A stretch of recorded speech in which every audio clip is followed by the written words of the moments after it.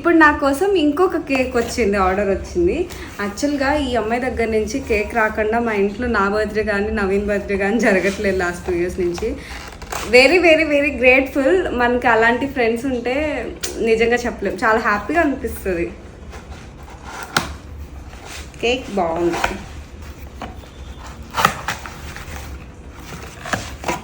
Thank you so much కుట్టి. Happy birthday to me, happy birthday to me. Every బర్త్డేకి ఎలా జరుగుతుందంటే ఇంట్లో మా మమ్మీ మార్నింగే లేచి సేమియా పాయసం చేస్తుంది, తర్వాత biryani, chicken curry, prawns curry. నాకు నాన్ వెజ్ అంటే చాలా ఇష్టం, సో అందుకని నాన్ వెజ్లో ఆల్మోస్ట్ అన్నీ కవర్ చేసేస్తారు. సో ఐఎమ్ మిస్సింగ్ అన్ని ఐటమ్స్ని నేను మిస్ అవుతున్నాను. నాకు చేసుకోవడం రాదు, నాకు అంత మంచి ఆ టేస్ట్ నాకు తీసుకురాలేను నేను.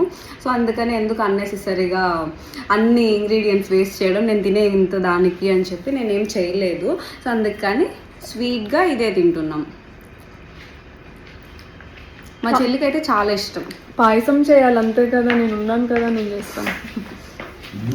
పాయసం చేయకపోయినా పర్లా, నువ్వు కామ్గా ఉండు, చేసి అల్లరి చేయకు చాలు. నేను చేస్తా కదా అక్క పాయసం. వద్దు.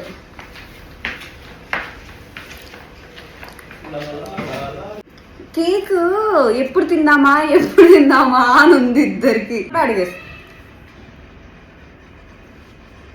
Thank you. ఎలా ఉంది?